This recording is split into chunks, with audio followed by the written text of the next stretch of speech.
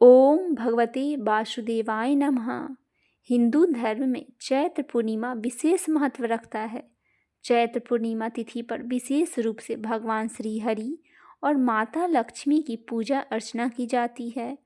चैत्र पूर्णिमा के दिन चंद्रमा को अर्घ देना बेहद ही शुभ माना जाता है। चैत्र पूर्णिमा पर पूरी श्रद्धा भाव के साथ भगवान विष्णु और माता लक्ष्मी की उपासना करने से सुख, समृद्धि और शांति बनी रहती है। आइए सुनते हैं चैत्र पूर्णिमा के दिन सुनी जाने वाली चैत्र पूर्णिमा व्रत की एक बहुत ही सुंदर सी पौराणिक कथा।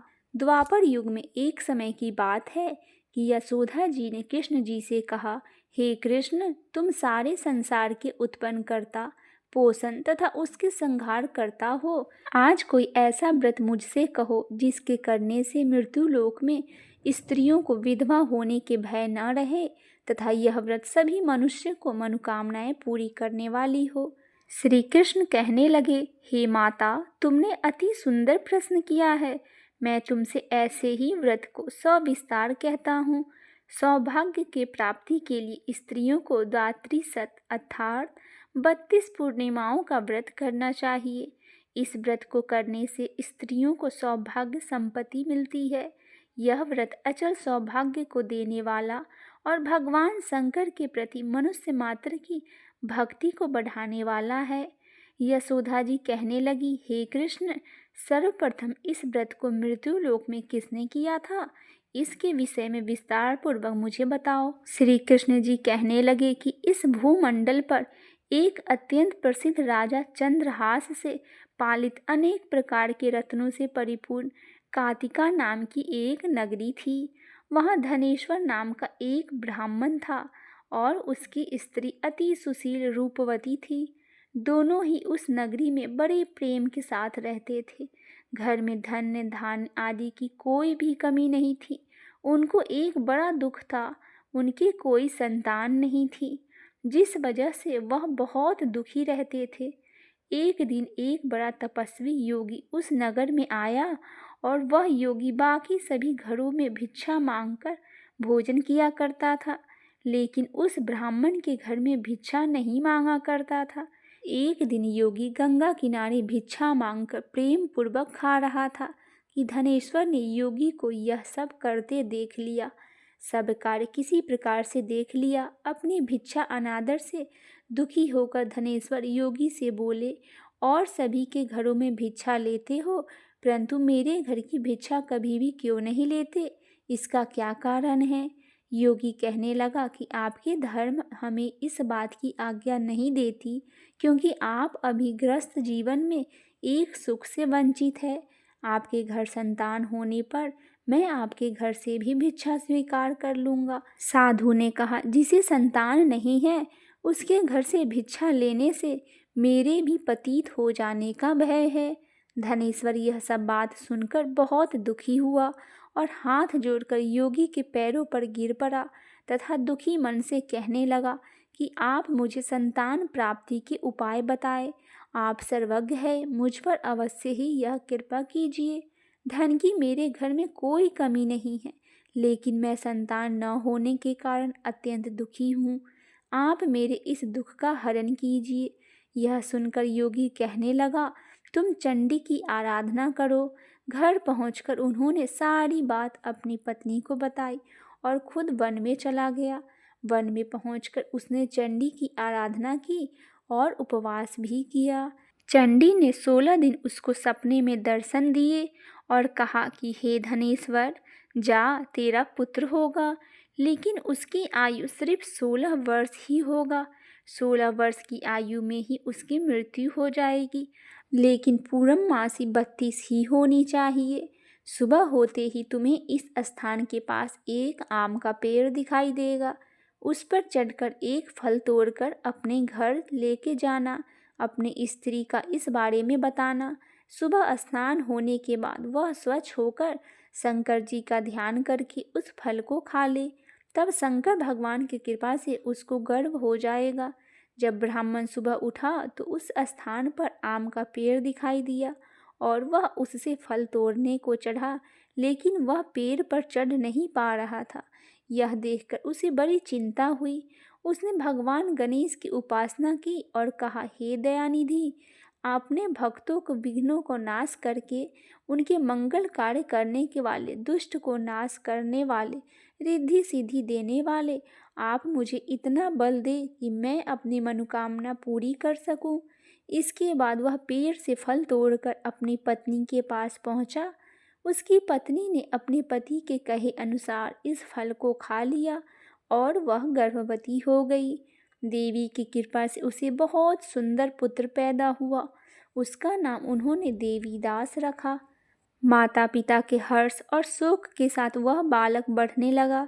भगवान की कृपा से बालक बहुत सुंदर, सुशील और पढ़ाई लिखाई में भी बहुत ही निपुण था।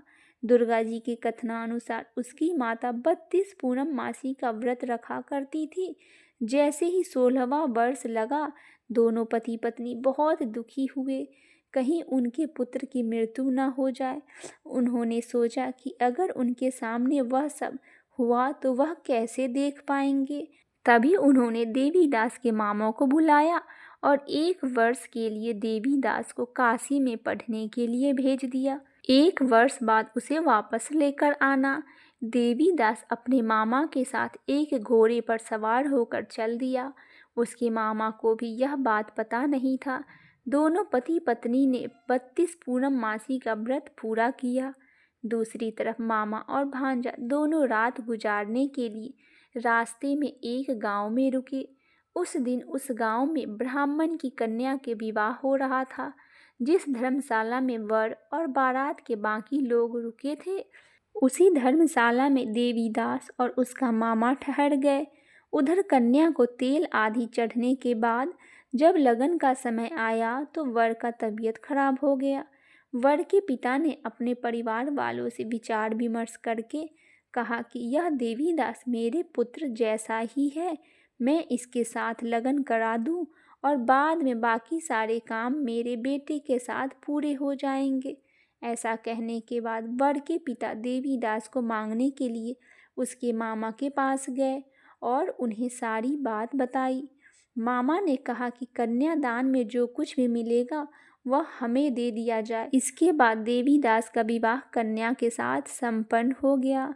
इसके बाद वह अपनी पत्नी के साथ भोजन न कर सका और मन में विचार करने लगा कि न जाने यह किसकी पत्नी होगी। यह सोचकर उसकी आंखों में आंसू आ गए। तब वधू ने पूछा कि क्या बात है, आप उदास क्यों हैं? तब उसने सारी बात अपनी पत्नी को बता दी। तब कन्या कहने लगी, यह ब्रह्म विवाद के विपरीत है। आप ही मेरे पति हैं, मैं आपकी ही पत्नी बन के रहूंगी, किसी अन्य की कभी नहीं। तब देवीदास ने कहा, ऐसा मत करो, क्योंकि मेरी आयु बहुत कम है, मेरे बाद आपका क्या होगा। लेकिन उसकी पत्नी नहीं मानी और बोली, स्वामी आप भोजन कीजिए। दोनों रात में सोने के लिए चले गए। सुबह देवीदास ने पत्नी को 4 नगों से जड़ी हुई एक अंगूठी दी और एक रुमाल दिया और बोला कि हे प्रिय, इसे लो और संकेत समझकर स्थिरचित हो जाओ।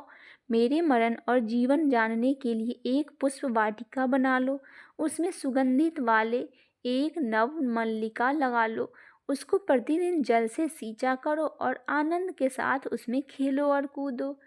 जिस समय और जिस दिन मेरा प्रांत हो जाएगा उस दिन यह फूल सूख जाएगा। जब यह फिर से हरे हो जाए तो जान लेना मैं जीवित हूँ। यह समझाकर वह वहाँ से चला गया। इसके बाद जब वर और बाकी बाराती मंडप में आए तो कन्या ने उसे देखकर कहा कि ये मेरा पति नहीं है, मेरे पति वह है जिनके साथ रात में मेरा विवाह हुआ है। इसके साथ मेरा विवाह नहीं हुआ है।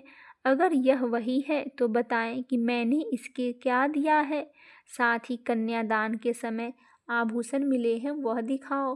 कन्या की ये सारी बात सुनकर वह कहने लगा कि मैं यह सब नहीं जानता। इसके बाद सारी बारात अपमानित होकर लौट गया।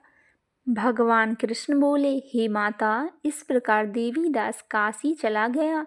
कुछ समय जब बीत गया तो एक सर्प उसको डसने के लिए वहां आया, लेकिन वह उसको काट नहीं पाया, क्योंकि उसकी माता ने पहले ही 32 पूर्णिमा का व्रत किए थे।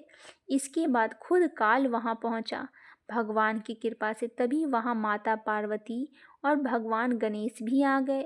देवीदास को मूर्छित दशा में देखकर माता पार्वती ने भगवान शिव से प्रार्थना की कि हे महाराज, इस बालक की माता ने पहले ही 32 पूर्णिमा के व्रत किए हैं, आप इसको प्राण दे। भगवान शिव ने माता पार्वती के कहने पे उसे प्राण दे दिया।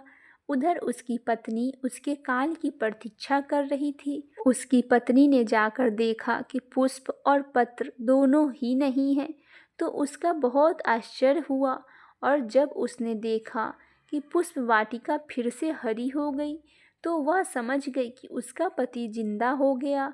इसके बाद वह बहुत ही प्रसन्न होकर अपने पिता से कहने लगी कि मेरे पति जीवित हैं, उनको ढूंढिए।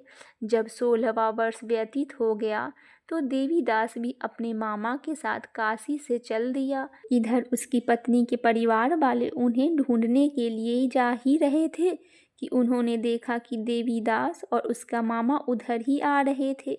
उसको देखकर उनके ससुर बहुत प्रसन्न हुए और उसे अपने घर ले आए। वहाँ सारा वगैरह इकट्ठा हो गया और कन्या ने भी जो उसे पहचान लिया। देवीदास इसके बाद अपनी पत्नी और मामा को लेकर वहाँ से चल दिया। उसके ससुर ने भी उसे बहुत सारा दहेज दिया। जब वह अपने घर की तरफ चला था तो उसके माता पिता को लोगों ने खबर कर दी, तुम्हारा पुत्र देवीदास और अपनी पत्नी और मामा के साथ आ रहा है। ऐसा समाचार सुनकर पहले तो उन्हें विश्वास नहीं हुआ, लेकिन जब देवीदास आया और अपने माता पिता के पैर छुए तो देवीदास के माता पिता ने उनका माथा चूमा और दोनों को अपने सीने से लगा लिया। दोनों के आने की खुशी में धनेश्वर ने बहुत दान दक्षिणा ब्राह्मणों को दिया। शास्त्रों में पूर्णिमा तिथि का विशेष महत्व है। इस दिन भगवान विष्णु और माँ लक्ष्मी, महादेव और माता पार्वती की पूजा की जाती है। इस दिन चंद्रमा 16 कलाओं से परिपूर्ण होता है। पूर्णिमा तिथि के दिन जो व्यक्ति स्नान दान कार्य करता है वह शुभ फलदायी होता है। पूर्णिमा व्रत करने से व्यक्ति को सभी दुख और कष्टों से मुक्ति मिलता है। श्री कृष्ण जी कहने लगे कि इस तरह धनेश्वर को 32 पूर्णिमाओं का व्रत के प्रभाव से संतान प्राप्ति हुई। जो स्त्रियां इस व्रत को करती है वह जन्म जन्मांतर तक वैधव्य का दुख नहीं भोगती और सदैव सौभाग्यवती रहती है। यह मेरा वचन है। यह व्रत संतान देने वाला और सभी मनोकामनाओं को पूरा करने वाला है।